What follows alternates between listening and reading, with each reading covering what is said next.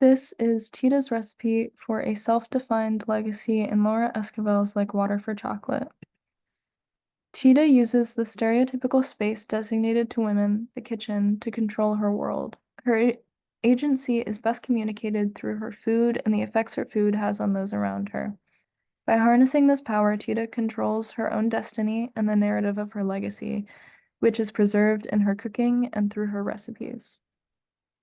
For step one, it is to acknowledge the limits of the environment. Tita lives with her mother and sisters on a ranch in Mexico during the Revolution.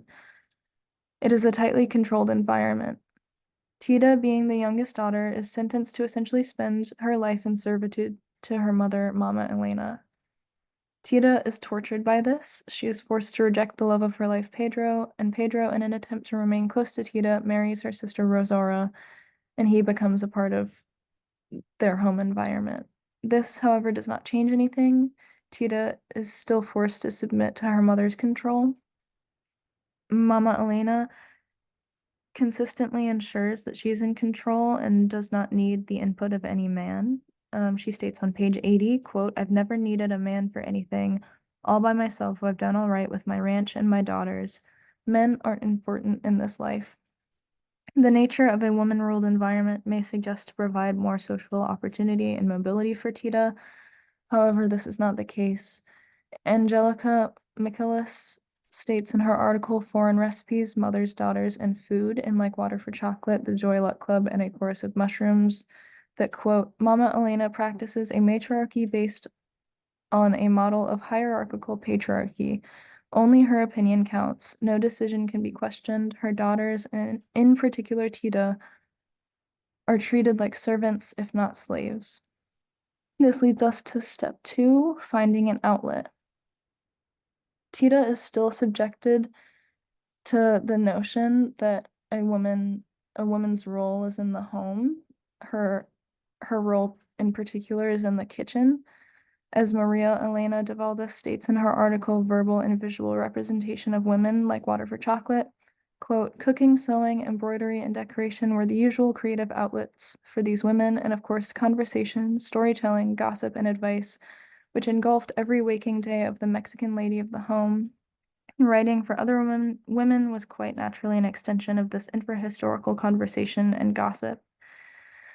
So Tita was literally born in the kitchen. Her mother was unable to nurse her, so she was fed by the ranch's cook, Nacha, and food quickly became the language that she used, and it shaped her understanding of emotional communication.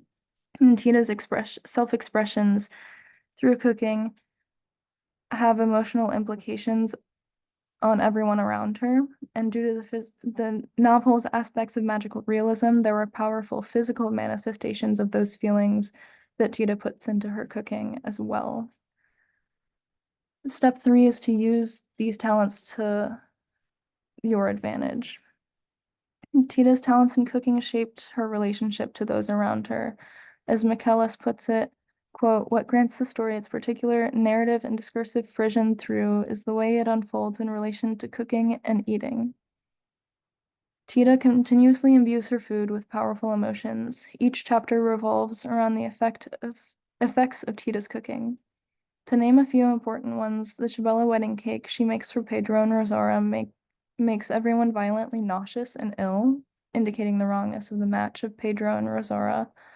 The quail and rose sauce that she makes from the roses Pedro brings her acts as a strong aphrodisiac. This allows Tita to communicate her passion without words. As stated on page 52, quote, "They had discovered a new system of communication in which Tita was the transmitter, Pedro the receiver, and poor Gertrudis the medium, the conducting body through which the singular sexual message was passed.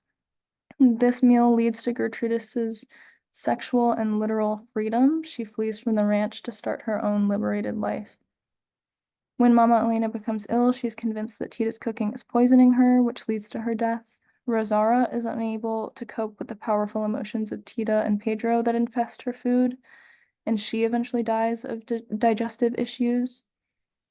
And Tita's last recipe that she highlights in this cookbook, essentially, um, is one that continues the pattern of telling her love and her story, and it brings it full circle. She makes chilies in walnut sauce, and it has a similar effect to the roses or the quail and rose sauce that affects Gertrudis so deeply.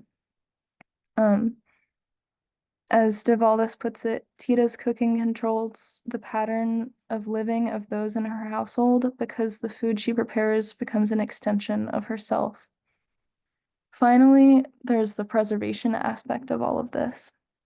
Ultimately, Tita's relationship to food is what tells her life story. It is revealed at the end of the novel that the narrative is preserved in a cookbook Tita wrote. The cookbook is the only thing that survives the fire that levels the ranch, the fire that was ignited by Tita and Pedro's love. The story and recipes are passed down to Esperanza and eventually to her child.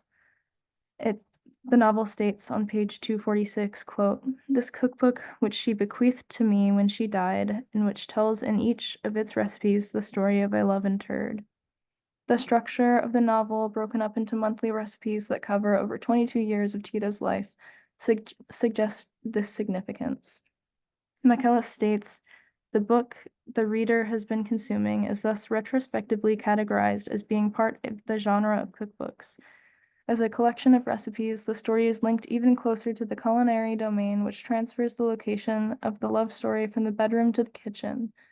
This shifting of boundaries, the blurring of discrete categories, and a general sense of the unpredictable runs like a thread through the novel and has a direct bearing on the directions into which the narrative and its characters evolve."